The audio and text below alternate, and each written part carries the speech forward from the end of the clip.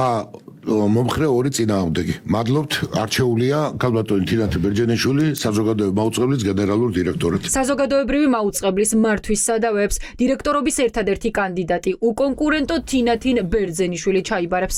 ბორდის 8 წევრის მხარდაჭერით მომდევნო 6 წელიც ისეთივე იქნება როგორც წინა. მეორე ვადით არჩეულმა გენერალურმა დირექტორმა საზოგადოებას გეგმა წარუდგინა, თუმცა აქვე დაანონსა, რომ მიდგომების შეცვლას არ აპირებს. მე აღარ შევიცვლები და კი ასე ვაპირებ კვლავ გაგრძელებას. ეს იყო პასუხი კითხვაზე, რატომ ათავისუფლებს თანამშრომლებს პირველი არხიდან. ამ წლების განმავლობაში თინა ბერძენიშვილი არაერთხელ ამხილეს დევნაში და პოლიტიკური მოტივით გადაცემების დახურვაში. ბერძენიშვილი ამბობს, რომ სოციალურ ქსელში დაწერილი პოსტი უკვე ღიად პოზიციონირებაა და თუ მისი თანამშრომლები ამას მომავალშიც გააკეთებენ, რეაგირება იდენტური ექნება. რატომ დასაჯეთ თქვენი თანამშრომლები მაგალითად პოსტების გაშიარების გამო? ეს თქვენი ასე ვთქვათ პოზიცია ესეთი, რომ თუ ადამიანი რომელიმე თანამშრომელი პოსტს გააშიარებს, ამიტომ თქვენ თავს აძლევთ უფლებას, რომ მას დაუქვითოთ მაგალითად მესამედი ხელფასი. კიდევ ესე მოვიქცევი ბატონლაში, ესე ცუდად. ჩვენი მიუკერძოებლობა, მათ შორის დაშიარებული პოსტი, სოციალური მედია არ არის სივრცე. ეს არის ყველაზე მძლავრი საინფორმაციო საშუალება, რომელიც ყველანაირი კვლევით, ყველანაირი სტატისტიკით იმაზე ძლიერია, ვიდრე ჩემდა სამწუხაროდ პირველი არხი, ან რომელიმე სხვა ტელეარხი. ეს ნიშნავს იმას, რომ ჩვენი ჟურნალისტები, როდესაც მიდიან გადაღებაზე ნებისმიერი პოლიტიკური შეხედულების აზრის მიმართ, მათი გამოხატული პოსტი ნიშნავს უკვე პოზიციას, რაც საზოგადოებრივი მაუწყებლის მიკერძოებულობას დიახ აყენებს ჭრდილს. ვიხილავთ თუ არა საზოგადოებრივ მაუწყებელში რეპრესიების ახალ ტალღას განსხვავებული ხედვების მქონე თანამშრომლების წინააღმდეგ. ეს კითხვა მას შემდეგ გაჩნდა, რაც ბერძენიშვილმა ყველას შეუთვალა, რომ წამყვანობა ინდულგენცია არ არის. გადაცემების დახურვაში კი განსაკუთრებული არაფერია. თქვენ გარკვეული მოსაზრებების თუ გარკვეული შეხედულების გამო დაითხოვეთ თანამშრომელი, როგორც და ზაუტაშვილი, ჩიქოვანი, ასევე ეს ეხება გადაცემების დახურვას. ესეთი ინდულგენცია გადაცემის წამყვანი ვარ არ არსებობს. გადაცემა იხსნება, იხურება, აქ შეფასების კრიტერიუმი, ეს შეფასების კრიტერიუმი არის დირექტორთა საბჭო და სამხატვრო საბჭო. უნდა ველოდო თუ არესობას. ასე აფასებს ჟურნალისტების ნაწილი თინათინ ბერძენიშვილის მეორე ვადით არჩევას. ტელეწამყვანი ვასილ ივანოვ ჩიქოვანი, რომელიც სამსახურიდან სწორედ ქართული ოცნების დღის წესრიგისაგან განსხვავებული ახალი ამბების მომზადების გამო გაუშვეს, ფიქრობს, რომ ბერძენიშვილ მაღლოფერიძის მართვის პირობებში საზოგადოებრივი არხი დამოუკიდებელი ვერასოდეს იქნება. გაგრძელდება იგივე და უნდა ველოდოთ უარესობასაც. ქალბატონი თინათინ ბერძენიშვილი არ აპირებს შეცვლას დღეს მან ეს თავად აღნიშნა. ეს იმას მეანიშნებს, რომ უცვლელი დარჩება საზოგადოებრივი მაუწყებელიც, რომელსაც შეგვიძლია თავამად დაუძახოთ სახელმწიფო ტელევიზია.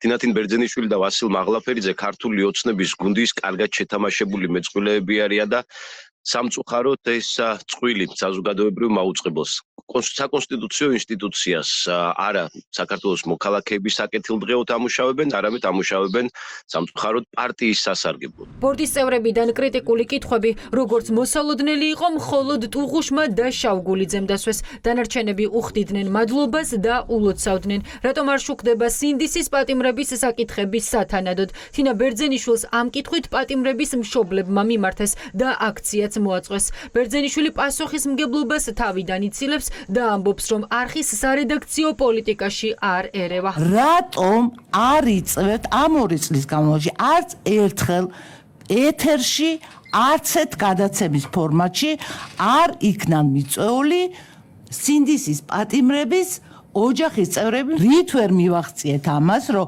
ხალხს მოიწვიოთ? საზოგადოებრივ მაუწყებელს აქვს თავისი სარედაქციო პოლიტიკა და დირექტორი უნდა ერეოდეს თუ არა სარედაქციო პოლიტიკაში, ამაზეც თუ საჭიროა მომდევნო 6 წელი კიდევ ვიმსჯელოთ. ზუსტად იციან პროდიუსერებმა, ხელმძღვანელებმა ეს იერარქია იმისთვის გვაქვს, ვინ მოიწვიონ, რატომ მოიწვიონ, რა დროს მოიწვიონ, როგორ გააშუქოთ. როგორც კი გენერალური დირექტორი დაიწყებს ყოველდღიურად ამ საქმიანობაში ჩარევას, ის დირექტორი მე მგონია რომ უნდა დაითხოვოთ. თინათინ ბერძენიშვილის მეორე ვადით არჩევას სინდისის პატიმრების მშობლების ახალი შეთავაზება მოჰყვა. ისინი კვლავ ითხოვენ გენერალურ დირექტორთან შეხვედრას. უარის შემთხვევაში კი საზმაუს ახალ შენობასთან ამჯერად 24 საათიან საპროტესტო აქციას აანონსებენ. სალოცი ამბავია მისთვის ძველი ახალი დირექტორი ეყოლება საზოგადოებრივ მაუწყებელს მინდა მივმართო და შევახსენო რომ ჩვენი მოთხოვნები ძალაშია რომ საზოგადოებრივ მაუწყებლის ხელმძღვანელობას თან ერთად ჩავატაროთ სამუშაო შეხვედრა და მივიღოთ ჩვენთვის კუთვნილი სატელევიზიო ეთერი კონკურენტი ვერ მოიძებნა საქართველოში იმდენად ძლიერია, რადგან ახლად დანიშნული იქნება ქალბატონი ტინა აუცილებლად ახალი შემართებით დაგვითმობს იმედია ეთერს, თუ არა და აუცილებლად მოუწყობ 24 საათიან პროტესტს. ჩვენ ვითხოვთ შეხვედრას იმ ადამიანებთან, ვისაც უნარი აქვს რომ გადაწყვიტოს ეს პრობლემა და დაგვითმოს საერთო დრო მშობლებს, იმიტომ რომ ჩვენი შვილების ამბავი და ჩვენი გასაჭირის ამბავი მოუყვეთ იმ ადამიანებს, ვინცაც მაუს უყვება. 8 მომხრე 2 წინააღმდეგი. საქართველოს პირველი არხის ახალი დირექტორი ისევ თინათინ ბერძენიშვილი იქნება. საკუთარ დაპირება მონოლოგში ბერძენიშვილმა არხის ახლებურ სიცოცხლეზე ისაუბრა.